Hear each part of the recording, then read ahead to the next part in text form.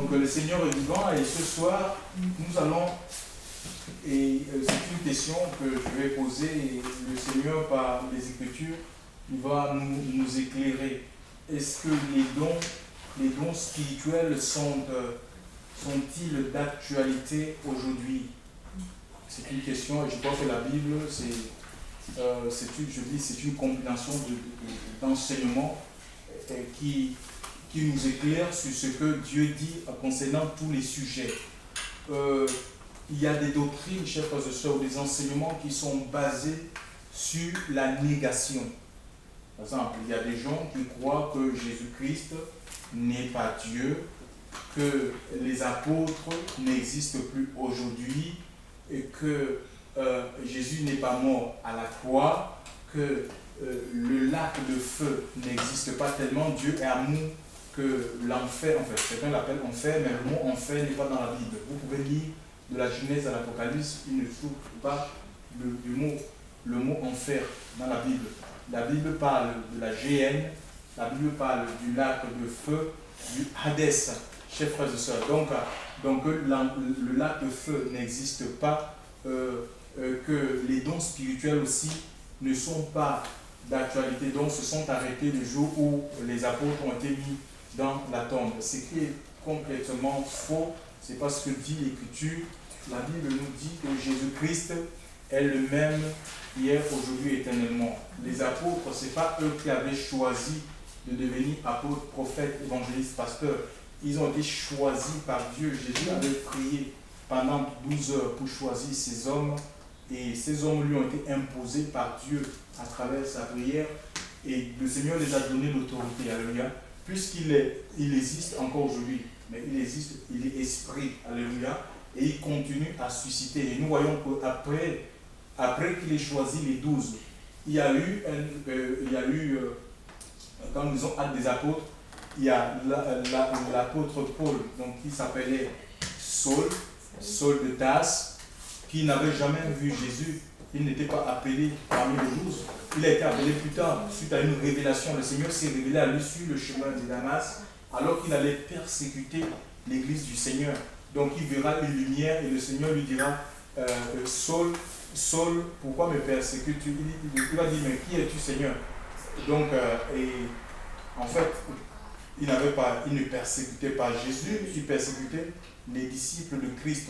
Ça veut dire que quand on fait mal aux enfants de Dieu, en fait, c'est à Christ, ce n'est même pas aux enfants de Dieu qu'on fait mal, qu'on outrage, c'est Christ qu'on est en train d'outrager, c'est ce qu'il faisait, alléluia, et le Seigneur va se révéler, il va lui donner une mission qui consiste à sortir les hommes de l'aveuglement spirituel, parce que lui-même, il était aveuglé par les traditions d'hommes, les coutumes d'hommes, il était aveuglé par le judaïsme.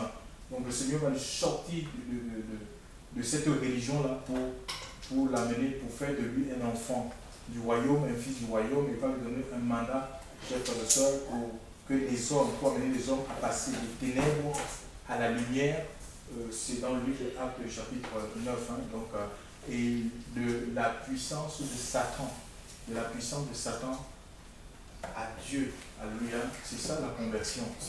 C'est un changement de taille. Nous étions dans le monde et puis le Seigneur nous sort du monde pour nous introduire dans son royaume. Alléluia, le royaume des cieux. Alléluia. Et il se sert de nous, donc tous les enfants de Dieu sont appelés à faire quelque chose. Alléluia. Et ce soir, nous allons parler des dons parce que les dons sont une réalité au milieu du peuple de Dieu.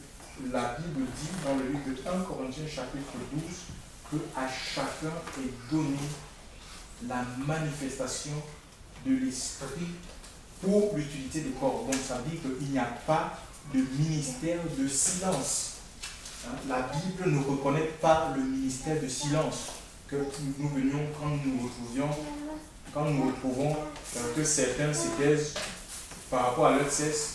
Il y a des prédicateurs qui disent que la femme, il faut que la femme se taise, qu'elle n'a rien à dire, elle doit rester dans son silence. Mais non, l'église se construit avec des pierres vivantes, alléluia. Et c'est le Seigneur qui nous a donné la vie. Il nous a donné la vie surnaturelle, la vie de l'esprit, et il a donné à chacun des habilités, chers frères et sœurs. Il y a une diversité d'opérations, de ministères, de dons, de charisme. Hein, par exemple, certains, Dieu va les utiliser dans le discernement des esprits, d'autres, Dieu va les utiliser dans la vision, d'autres, ils auront le don de guérison, d'autres les dons de puissance, d'autres le don des langues, le don d'interprétation des langues, d'autres le don de foi, d'autres les dons de prophétie. Alléluia. Donc tous les dons sont utiles. Et qui doit exercer le don? Mais tout simplement le croyant. On n'a pas besoin d'avoir une maturité spirituelle pour exercer un quelconque don. Alléluia. Dieu peut traverser n'importe qui, peut déposer la guérison même dans la vie d'un bébé, hein, pour apporter la consolation dans un cœur. Dieu peut utiliser même un animal pour prophétiser. Nous avons vu cela avec Balaam. Balaam, hein, oui, voilà. Donc Balaam, je crois, c'est dans le livre de Nombre. C'est dans le livre de Nombre, oui.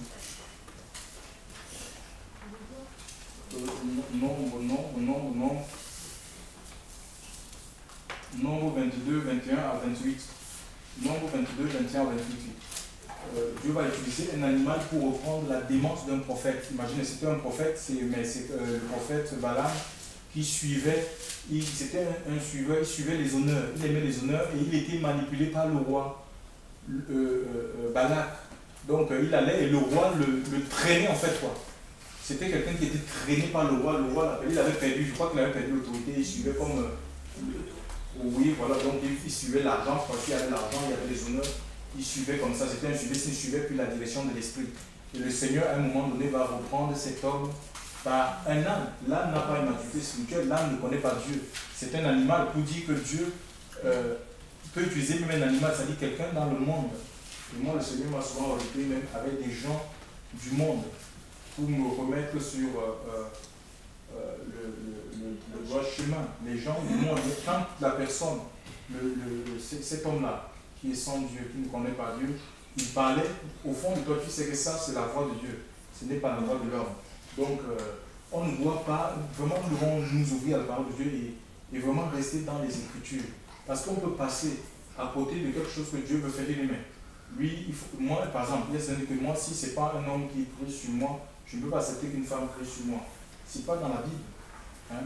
L'Écriture dit, voici les miracles qui accompagneront ceux qui auront cru. Marc chapitre 16, verset 16. À un moment, ils chasseront les démons, ils imposeront les mains aux malades. Et les malades seront guéris. Ce n'est pas la particularité d'une élite. Donc il ne faut pas être apôtre, prophète, évangéliste, pasteur pour imposer les gens aux malades.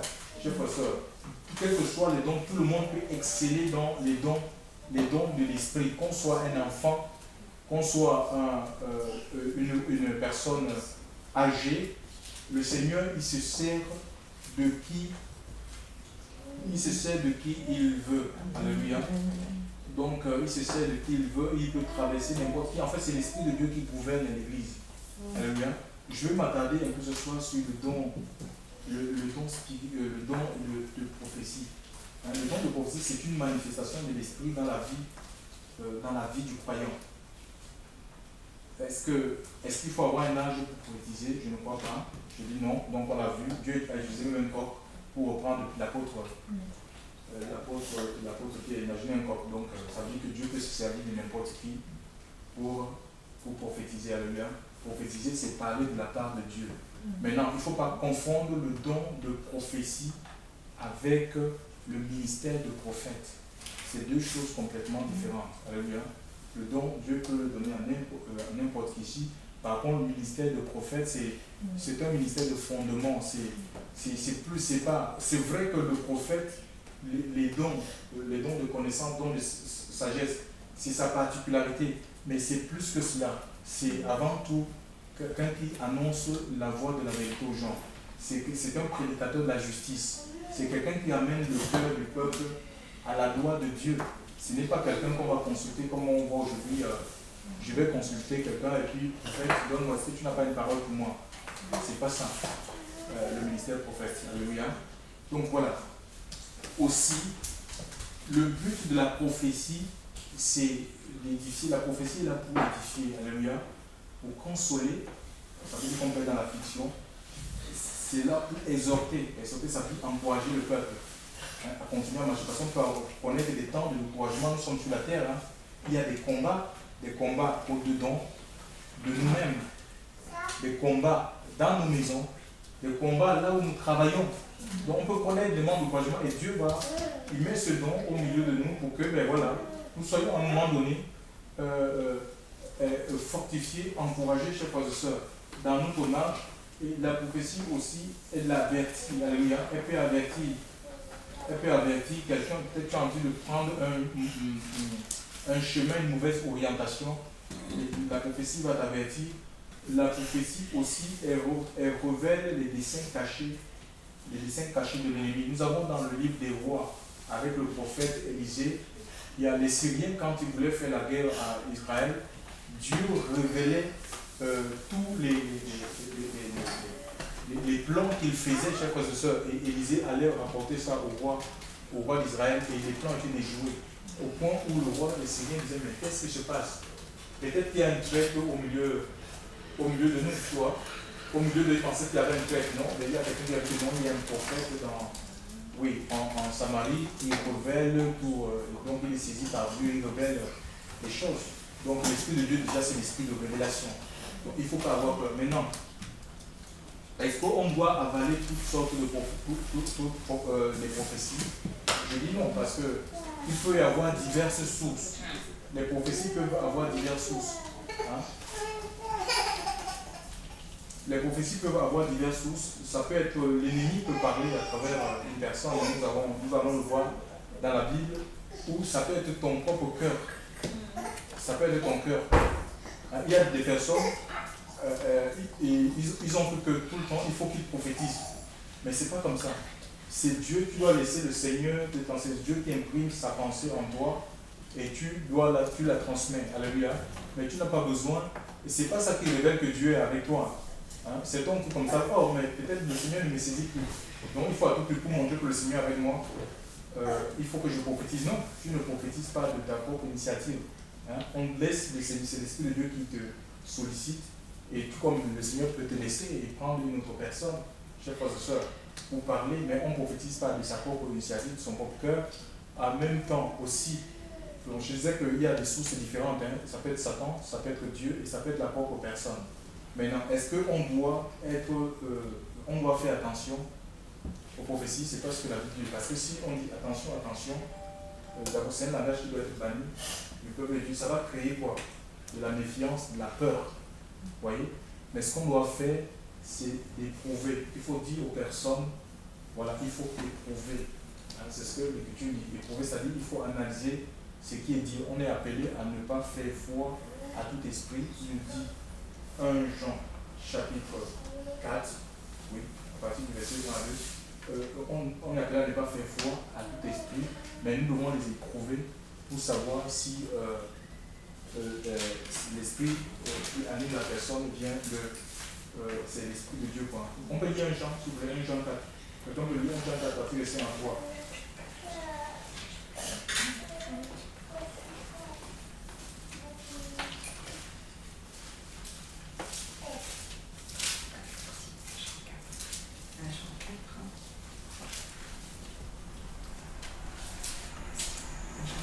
Bien-aimés, ne croyez pas tout esprit, mais éprouvez les esprits pour voir s'ils sont de Dieu, car beaucoup de faux prophètes sont sortis dans le monde. Par ceci, vous connaissez l'Esprit de Dieu. Tout esprit qui confesse Jésus-Christ venu en chair est de Dieu. Voilà donc, voilà donc ici on dit l'esprit, si l'esprit qui anime la personne qui prophétise ne confesse pas Christ, c'est-à-dire ne témoigne pas Christ. Dans Apocalypse chapitre 1, chapitre 19, verset 10, quelqu'un peut lire Apocalypse chapitre 19, verset 10, s'il vous plaît.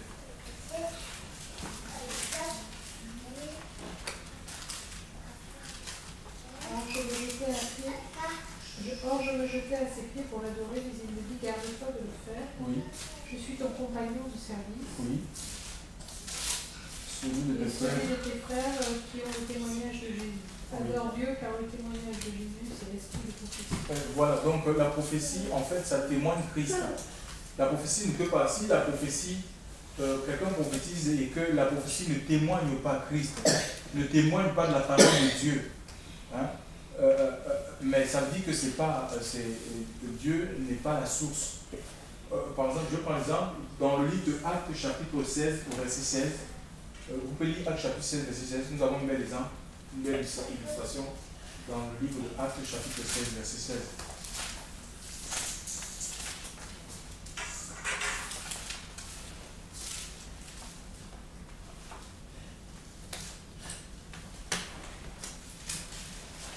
Or, quand nous allions à la prière, une servante qui avait un esprit de Python et qui procurait un grand profit à ses maîtres, en devinant, nous rencontra. Oui. Ayant suivi Paul et nous, elle s'écria en disant, ces hommes sont les serviteurs de Dieu très haut, qui vous annoncent la voie du salut. Elle fit cela pendant plusieurs jours, et Paul, en étant importuné, se retourna et dit à l'esprit, je te commande au nom de Jésus-Christ de sortir de cette église. Voilà, tu vois, ici, l'esprit est en train d'élever un homme. Ces hommes sont des saints hommes de Dieu. En fait, l'esprit de Dieu ne peut pas élever un homme. L'esprit de Dieu n'élève pas un ministère. Par exemple, ça c'est un grand ministère, c'est un grand ministère, suivez ce ministère, attachez-vous à ce ministère, vous aurez c'est très faux. Dieu ne peut pas parler comme ça. Le Seigneur, l'Esprit de Dieu élève Jésus. Alléluia. Donc, il faut que ce que la personne fait soit en conformité avec la parole de Dieu. Si c'est l'imposition des mains, quelqu'un peut être saisi par l'Esprit de Dieu pour imposer les mains. Est-ce que les impositions des mains sont bibliques? Oui, qui doit imposer les mains? Même un bébé peut imposer les mains. C'est biblique, on le prend. L'Écriture nous dit. Après, il y a aussi des choses, parce que les choses peuvent être mélangées. Hein. Il peut y avoir la chair. Hein. Imagine un peu, le Seigneur peut vouloir donner une parole, dit voilà, peut-être ton père, je l'attire au Seigneur. Il vient au Seigneur et tu dis, dans peut-être. Et parfois, nous, on a envie de donner la date. Il peut arriver que la personne il va rajouter la date. Quand Dieu ne lui a pas donné, Dieu ne lui a pas donné, c'est une indication qu'il n'a pas reçue. Tu vois? Donc, mais on va faire autrement. Si c'est toi-même au fond de toi, c'est que j'ai cette promesse que Dieu m'a donnée, que mon Père viendra au Seigneur, ben, il va venir. Et ça peut ne pas être dans la date que la personne n'a pas, la personne a donnée. Mais ça ne veut pas dire que la prophétie est entièrement, elle est fausse. Tu vois, donc, il faut, on prend 1 Thessaloniciens chapitre 5, verset 20, nous dit de ne pas mépriser les prophéties, mais de retenir ce qui est bon. Alléluia. Ça veut dire qu'il y a des choses qui peuvent ne pas être bonnes, mais on rejette pas tout catégoriquement en disant ça ne vient pas de Dieu. Aussi, il peut y avoir des prophéties pour des personnes et que la personne a honte, par exemple, de se lever, de se prononcer. Bon, nous on va voir comme ça, on va dire oui, mais peut-être la personne ne sait pas, personne ne sait lever. Personne ne sait, surtout comme on a un but de nous-mêmes. On est tellement fiers, on a honte. Ben, est-ce que ça veut dire que c'est faux? Non. Peut-être la personne a honte. Et voilà, donc la personne ne se lèvera pas, mais ça ne veut pas dire que ce qui a été dit est complètement faux. Peut-être que le Seigneur va réactualiser cette prophétie jusqu'au jour où la personne va abdiquer. Mais aussi, Dieu peut utiliser des personnes pour donner des paroles, mais aussi Dieu peut se passer des personnes aussi. Hein. Il peut même par rapport à notre propre vie, nous pouvons cacher des choses et le Seigneur nous amène à confesser. L'Esprit de Dieu peut nous saisir, nous touche. C'est des choses que j'ai vues en assemblée, des personnes confesser des avortements. Donc cacher les avortements et l'Esprit de Dieu les a poussés à. Après, se sont sentis ridicules, mais après, il y a eu une guérison dans la vie de la personne.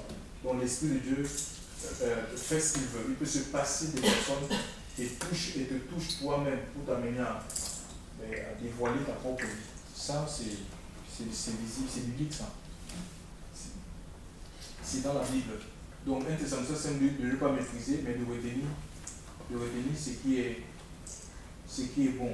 Donc, après aussi, si Dieu nous a donné le don de prophétie, nous devons comprendre que les gens ne sont pas obligés d'accepter. On n'a pas besoin d'imposer ce que nous recevons de la part de Dieu aux gens.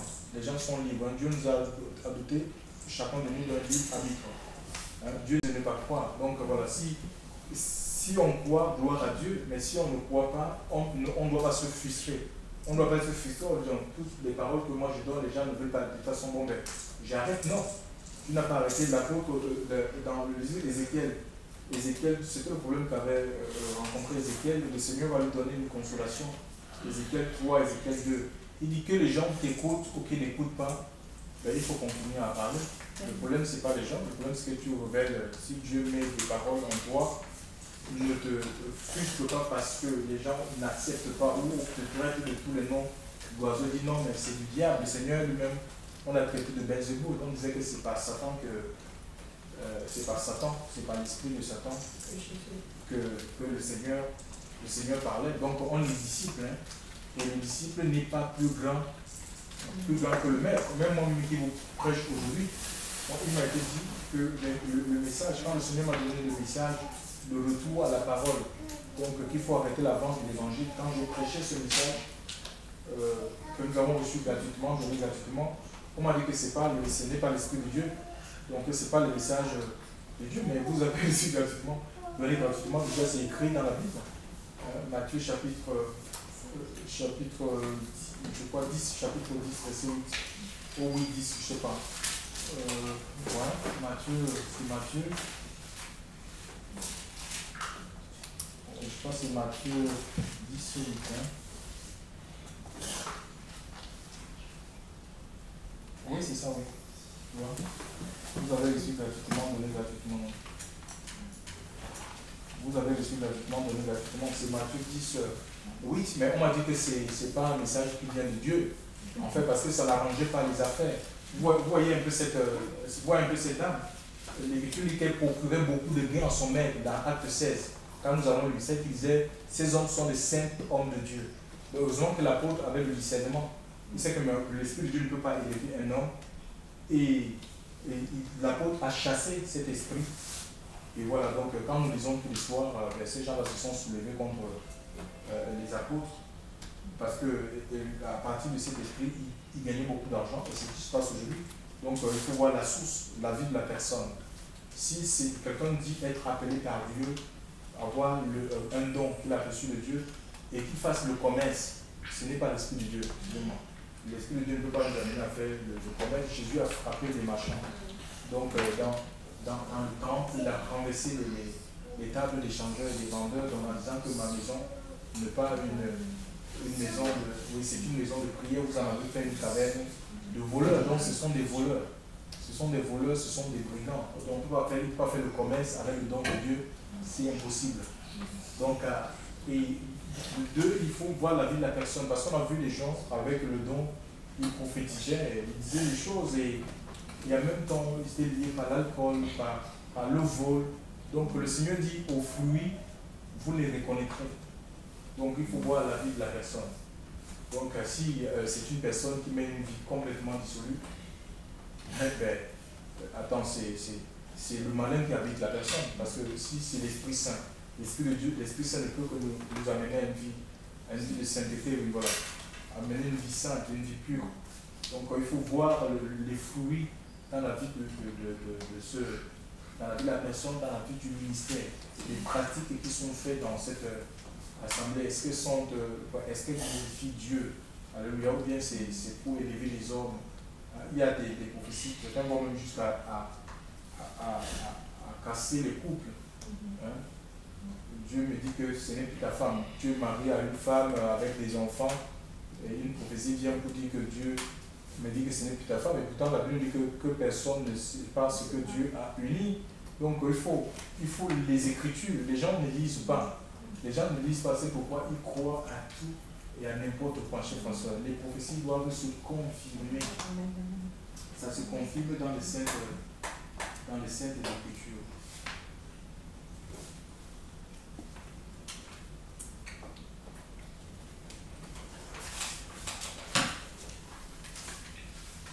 Donc voilà aussi, est-ce que quelqu'un peut tomber? Voilà, il y a ce problème-là. Est-ce que quelqu'un peut tomber sous l'action du Saint-Esprit, sous l'onction et se mettre à prophétiser? Oui, Mais si quelqu'un tombe et se met en transe, non, c'est pas bon quoi. Quelqu'un peut tomber sur l'action. Il y a des gens dans la Bible, comme l'apôtre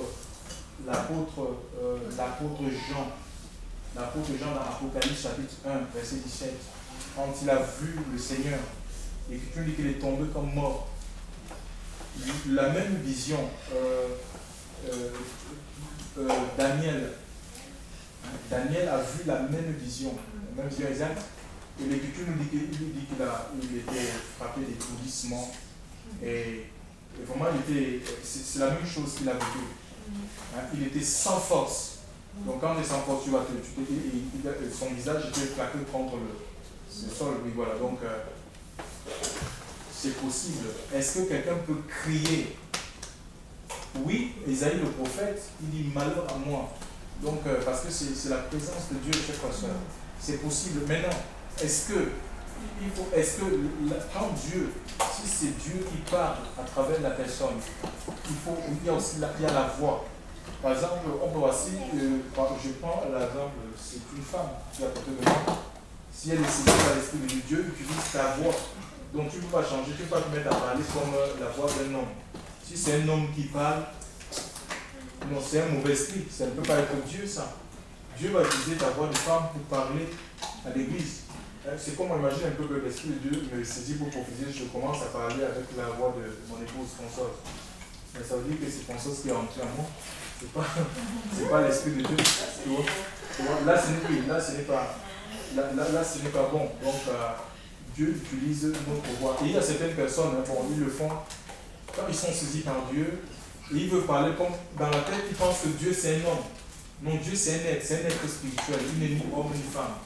Dans leur tête, ils se disent que Dieu c'est un homme et ils veulent parler comme un homme, mais si pas un homme. Non.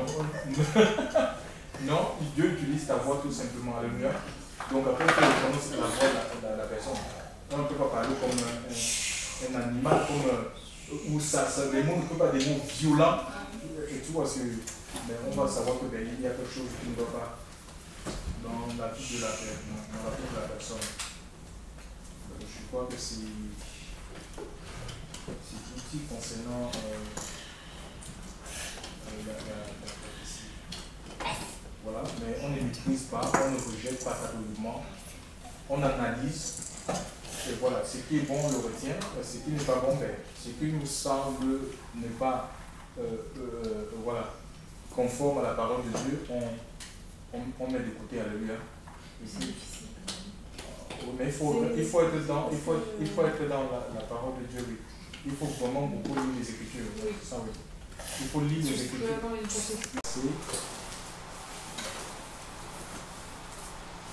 Étudiez-vous à la charité. Oui. Oui, vas-y, oui. Désirez aussi avec ardeur les dons spirituels, mais surtout celui de prophétiser. Car celui qui parle une langue inconnue ne parle pas aux hommes, mais à Dieu, puisque personne ne l'entend, et qu'il prononce les mystères en son esprit. Et celui qui prophétise édifie, exhorte et console les hommes par ses paroles. Celui qui parle une langue s'édifie lui-même, et celui qui prophétise édifie l'Église. Je souhaite que vous parliez tous des langues, mais surtout que vous prophétisiez, car celui qui prophétise est plus grand que celui qui parle des langues, à moins qu'il ne les interprète, afin que l'Église en reçoive de l'édification. Gloire à Dieu. Donc ici, ce sont des paroles de l'apôtre Paul. Il nous exhorte tous, il nous encourage en fait à rechercher, à désirer les dons spirituels. Donc une façon de nous dire que les dons spirituels sont une réalité pour l'Église aujourd'hui, au moment où je suis en train de vous parler. Vous savez, il y a des doctrines qui sont basées sur la négation. Ils disent que Jésus n'est pas Dieu, Jésus n'est pas mort à la croix, que le lac de feu, tellement Dieu est amour qu'il ne peut pas y avoir ce qu'ils appellent enfer, le lac de feu, ça n'existe pas. Donc voilà, si les dons spirituels ne sont plus d'actualité, il n'y a plus d'apôtres aujourd'hui. L'apôtre Paul a été choisi après que Christ soit monté dans le ciel. Donc voilà, et Dieu aujourd'hui continue à susciter les apôtres Et l'Église a besoin des dons pour son édification. Donc l'Église, les dons, Dieu les donne il les donne aux enfants de Dieu. Tous ceux qui ont rencontré le Christ, quand ils reçoivent l'Esprit, l'Esprit vient en nous avec les dons. Il y a une diversité. 1 Corinthiens chapitre 12, verset 7 nous dit qu'à chacun est donné la manifestation de l'Esprit pour l'utilité commune. Donc ici, l'apôtre nous demande de désirer tout ce qu'on doit tous désirer, n'est-ce pas, les dons, plus précisément le don de prophétie. Pourquoi? Parce que contrairement au don de langue, il le dit que le don, celui qui prophétise, est plus grand. Ça ne veut pas dire qu'il y a ici une espèce de pyramide, non. Il veut dire tout simplement que le don de prophétie a plus d'intérêt qu'une personne qui parle en langue où il n'y a pas l'interprétation. Mais s'il y a l'interprétation, ça veut dire que les mêmes, donc que ce soit le don de prophétie ou le don de langue, sont au même niveau. Alléluia. Donc voilà, ici, Dieu déverse les dons dans la vie de tout enfant de Dieu. Le Seigneur peut traverser n'importe qui, même des enfants. Et il est dit dans Joël chapitre 2, au verset 28, dans les derniers temps, dit Dieu, je reprendrai de mon esprit sur toute chair. Et l'esprit de Dieu, c'est l'esprit de prophétie. Et vos fils et vos petits prophétiseront. Alléluia. Donc on n'a pas besoin d'avoir une certaine maturité spirituelle pour exercer, puisque c'est Dieu en nous qui exerce. Nous n'avons pas aussi, on n'exerce pas par soi-même. Ça veut dire que si tu as reçu un don, que ce soit le don de prophétie, le discernement des esprits, la guérison, tu ne décides pas de ta propre volonté de dire ben, je vais prier ce soir quand nous allons nous réunir, je vais prier sur des malades. Ou encore ben, voilà, organiser carrément les séances de prière sur des malades. C'est tombé dans le charlatanisme, ça. Il faut laisser, il faut attendre le feu vert de Dieu. C'est le Seigneur, puisque nous sommes habités par l'Esprit de Dieu, à un moment donné, si Dieu ressent un besoin dans l'assemblée, dans la communauté, chers frères et sœurs, de prière, il le mettra en toi et qu'il veut te solliciter. Parce qu'il peut solliciter aussi notre personne. C'est valable pour tous les dons, que ce soit les dons de vision et autres. Donc on n'agit pas, on n'agit pas de manière mécanique. Il faut attendre le feu vert de Dieu pour pouvoir agir. Parce que ici, le but, c'est pour que ce n'est pas pour qu'on ne se mette pas en avant. Le don ne nous est pas donné pour nous mettre en avant. Pour dire, vous voyez ce que je suis. Non, nous ne sommes rien. Tout ce que nous avons, c'est plus grâce. Dieu peut nous utiliser tout comme il peut se passer de nous. Par exemple, il a utilisé pour Balaam, pour Balaam, oui, voilà, dans Nombre 22, verset 21, Nombre 22, oui, voilà, il a utilisé un âne, ouais, pour parler à son, pour reprendre son serviteur, parce qu'il était un suiveur, il suivait ses intérêts, il suivait les honneurs, il était malmené par le roi Balak. Tu vois, donc au lieu de suivre, d'être dans la conduite de l'esprit, il était plutôt dans la conduite de l'homme. Il était tenu par des puissances, je peux dire les honneurs, la puissance financière. Et beaucoup d'hommes de Dieu sont comme ça, ils sont tenus par l'argent, et ils sont à la cause de l'argent, au lieu au détriment de la conduite de l'esprit. Alléluia, ils poursuivent l'argent, ils poursuivent les intérêts. Donc, et Dieu va utiliser un âne pour le reprendre. Alors, si Dieu utilisait un âne, à combien plus fort n'utilisera-t-il pas les hommes qui sont créés à son image selon sa ressemblance? L'âne n'a pas de maturité spirituelle. Le coq qui avait repu Pierre, oui, qui a rappelé à Pierre son réuniment. Il ne connaît pas le Seigneur, le coq n'est pas né de l'Esprit de Dieu. Tu vois, donc comment Dieu ne va pas utiliser une personne qui est née de son esprit pour, nous voyons ici, le but des dons spirituels, c'est pour édifier. C'est pour édifier, c'est pour consoler, mais aussi pour avertir. Ça peut révéler aussi les dangers. C'est ça le don pour aussi révéler les choses cachées. Ouais, les ministères, en fait, le ministère, c'est différent de l'adoration. Le ministère que Dieu donne, c'est envers les hommes. Tous les services que nous avons reçus de la part de Dieu, c'est dirigé vers les hommes. Hein? C'est contraire à l'adoration. L'adoration est dirigée vers Dieu. L'adoration, c'est pour Dieu. Mais aujourd'hui, on vit une confusion. Il y a des gens, est-ce que vous savez qu'il y a des gens qui prophétisent seuls? J'ai vu des gens prophétiser seuls. Je ne sais pas, ça peut être un manque d'enseignement. Ils sont dans leur chambre et ils disent ainsi par l'Éternel, tu es ma lumière, tu es ma lumière, tu es ma lumière. Non, tu ne prophétises pas. Au mieux que c'est la prophétie est donnée à l'église. Nous ne toujours pas de l'église. Donc on prophétise. Quand le Seigneur nous saisit, c'est pour que les gens soient édifiés. Tu n'édifies pas les murs. Tu ne peux pas prophétiser toi-même dans ton coin. La prophétie, ça s'adresse aux hommes. Alléluia. Donc c'est un ministère envers les hommes. C'est contraire. On peut recevoir des paroles de connaissance, même dans notre champ, mais à ce moment-là, si on a des paroles que Dieu nous donne, on peut les écrire, mais on ne se met pas à prophétiser comme ça dans la chambre, ainsi par l'Éternel, ainsi par l'Éternel. Il faut que les gens, l'Écriture nous dit, c'est pourquoi l'apôtre dit ceci. Quelqu'un peut lire 1 Corinthiens 14, verset 32, je crois. 1 Corinthiens 14, verset 32. 32. Oui. Vous êtes. Or, les esprits des prophètes sont soumis aux prophètes. Oui. Car Dieu n'est point pour la confusion, mais pour la paix, comme on le voit dans toutes les églises des saints, que vos femmes se taisent dans les églises, parce qu'il ne leur pas permis d'en parler. Donc voilà, il y a ici, quand l'apôtre dit que l'esprit du prophète est soumis au prophète, donc parfois c'est mal compris. Les gens pensent que comme l'esprit du prophète est soumis au prophète, ça veut dire que on ne peut pas tomber. Si quelqu'un tombe, oh là là, c'est peut-être que c'est le démon. Ça veut dire que l'esprit, c'est pas l'esprit de Dieu.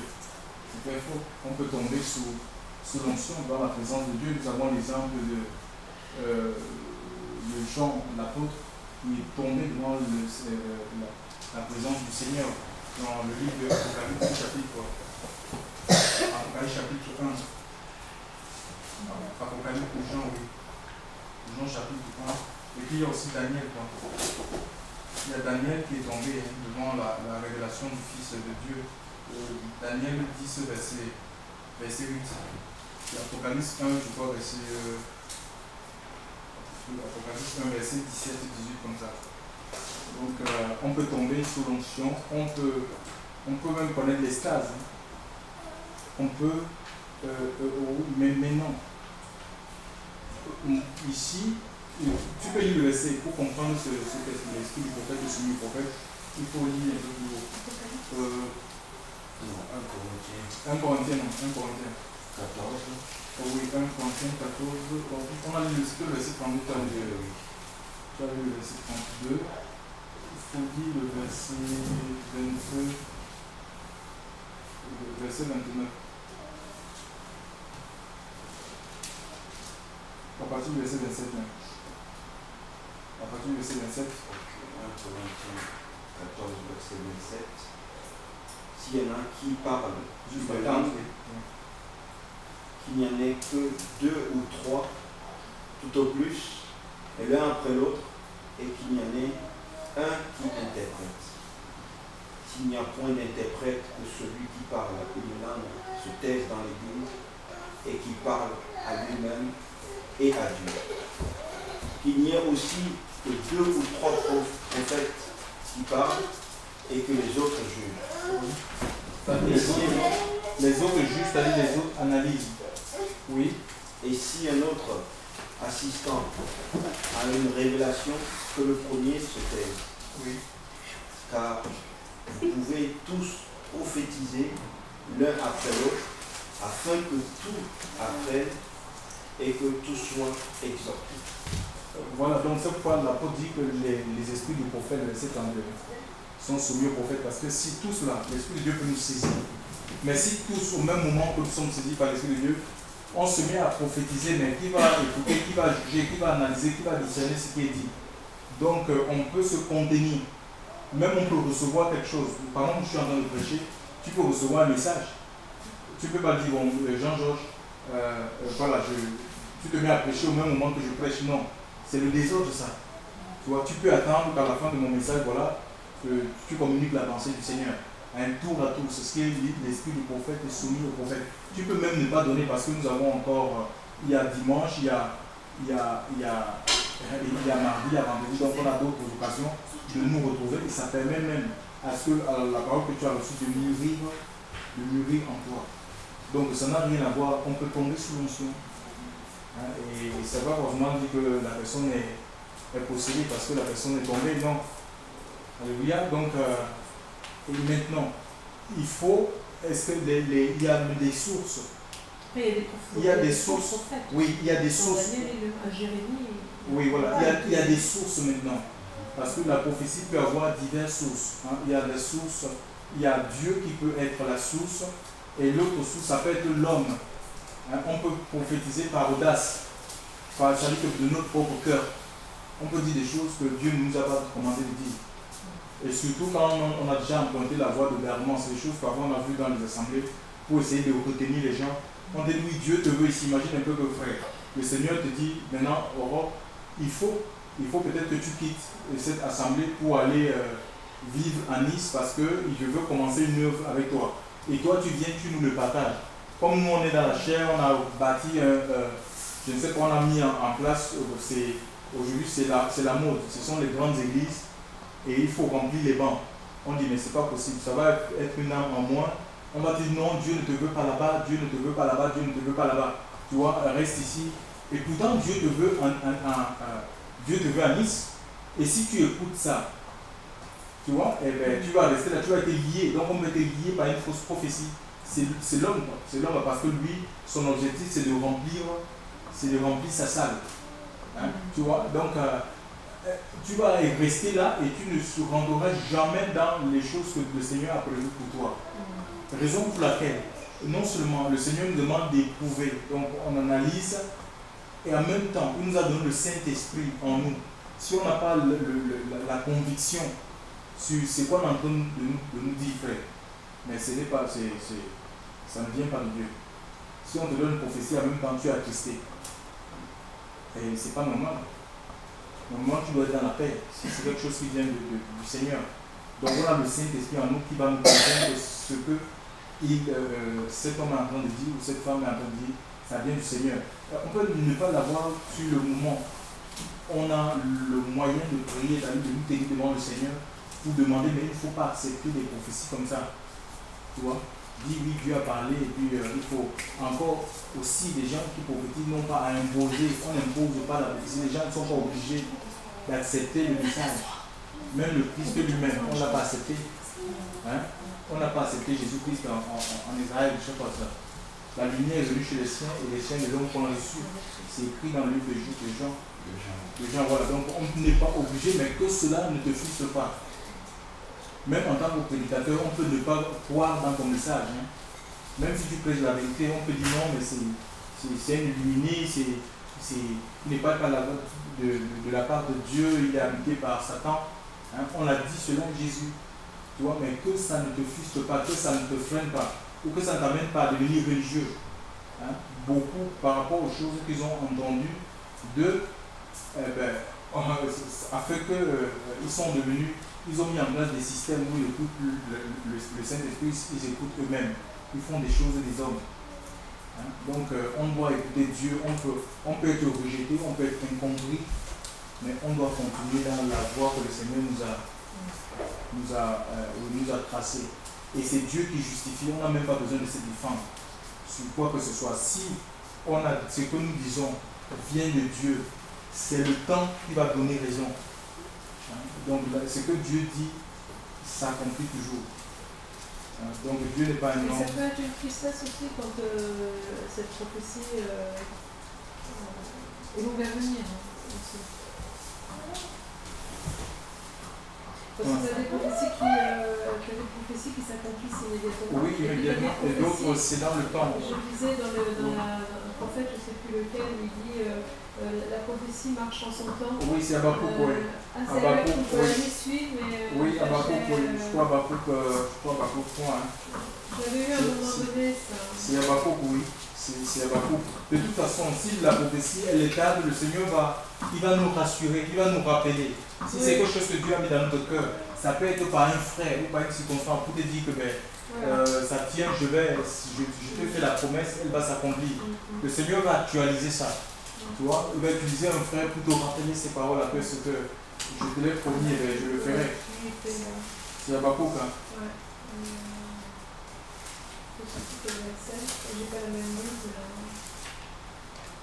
C'est pas Habakkuk 2, verset 3, comme ça, 4, je me rappelle quoi. Voilà. Et l'Éternel me répondit et dit, Habakkuk, Habakkuk donc 2, verset 2. Et l'Éternel me répondit et dit, écris la vision et grave-la sur une tablette, afin qu'on la lise couramment. Car c'est une vision qui est encore pour un temps déterminé. Elle tend vers la fin et elle ne montrera pas. Si elle diffère à temps-là, car elle arrivera certainement, elle ne tardera pas. Voilà.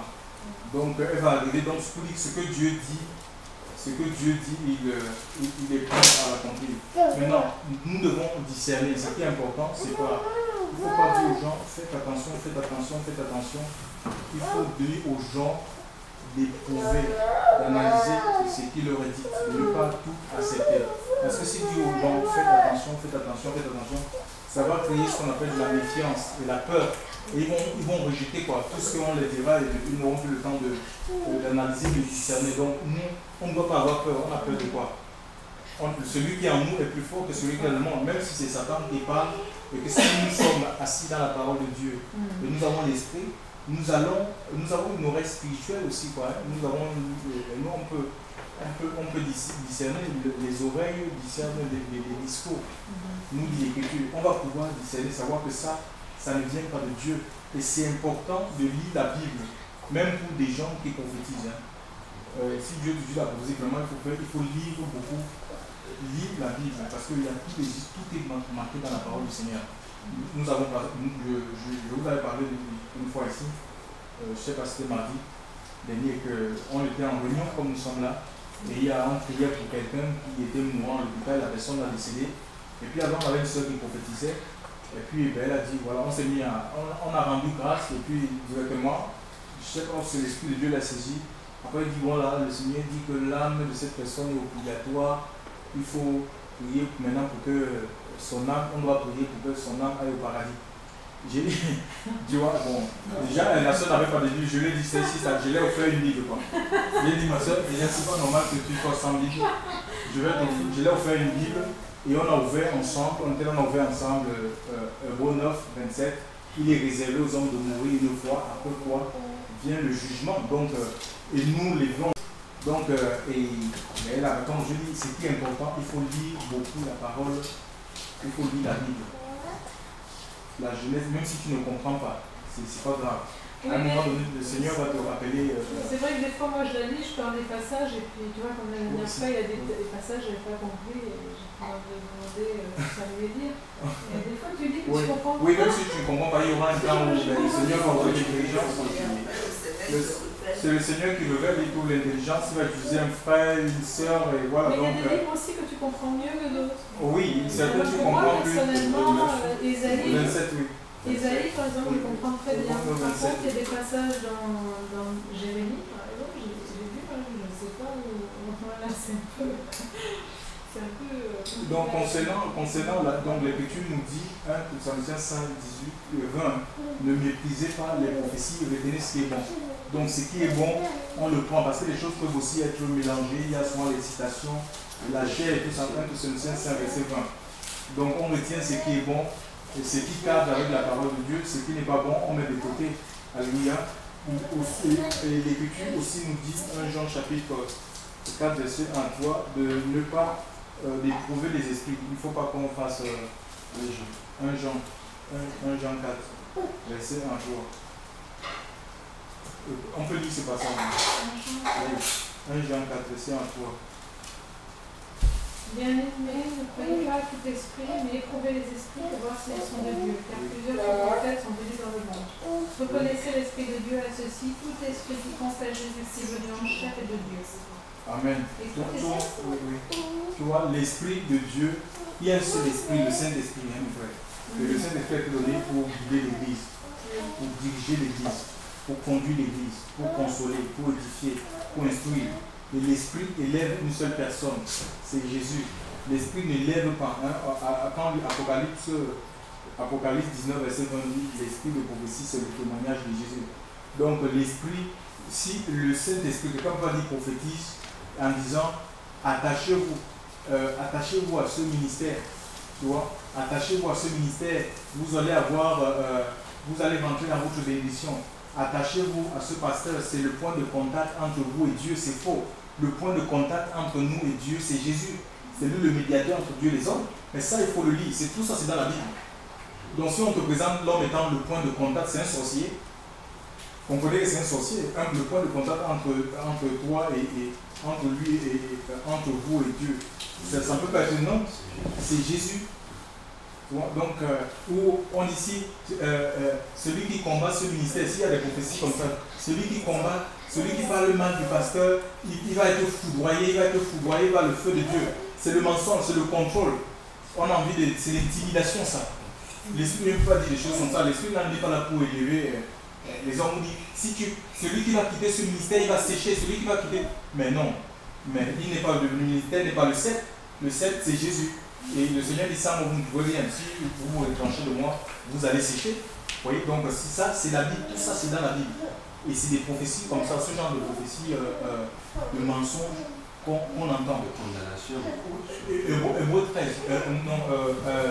Une personne peut lire Deutéronome 13, à partir du verset 1. Donc la prophétie ici, la prophétie n'est pas là pour élever les hommes. Élever l'homme, élever un ministère, jamais. Mettre le ministère en avant, non, ça ne vient pas du Seigneur. Quoi. Ça, c'est la manipulation mentale.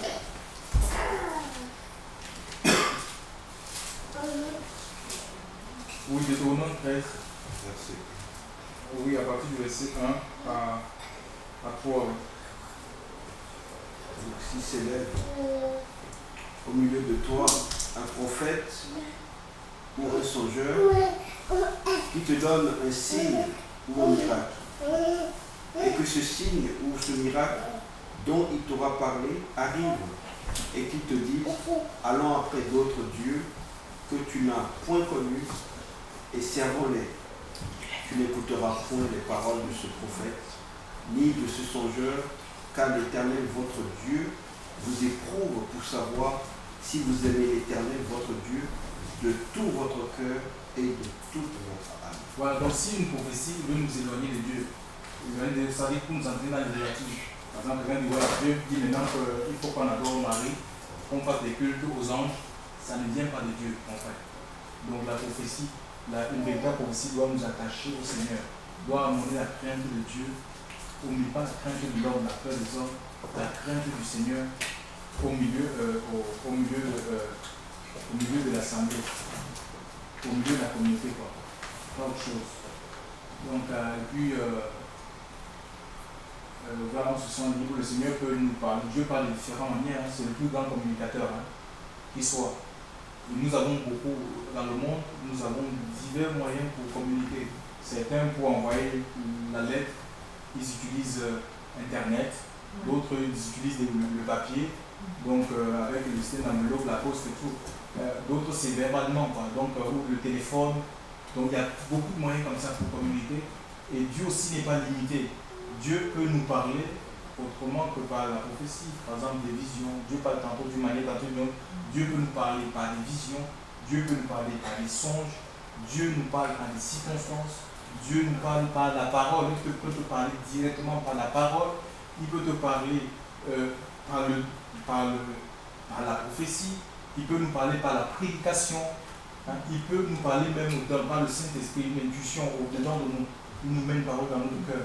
Voilà, donc on ne peut pas limiter Dieu. Et nous aussi, ce n'est pas nous qui disons comment est-ce que Dieu doit nous parler. Alléluia. Il utilise le moyen qu'il veut pour nous parler. Alléluia. nous devons être tout simplement sensibles à la voix du Seigneur. Alléluia.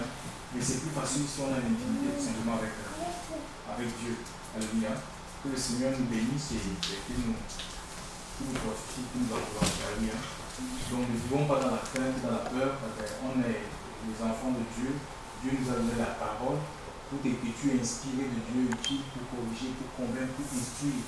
Alléluia. Afin que nous ne soyons pas des gens emportés. Alléluia. Que nous ayons tout l'équipement dans la parole pour ne pas être séduits. Alléluia. Donc ne nous éloignons pas de la lecture de la Bible. La Genèse à l'Apocalypse, c'est valable. Alléluia. Pour nous garder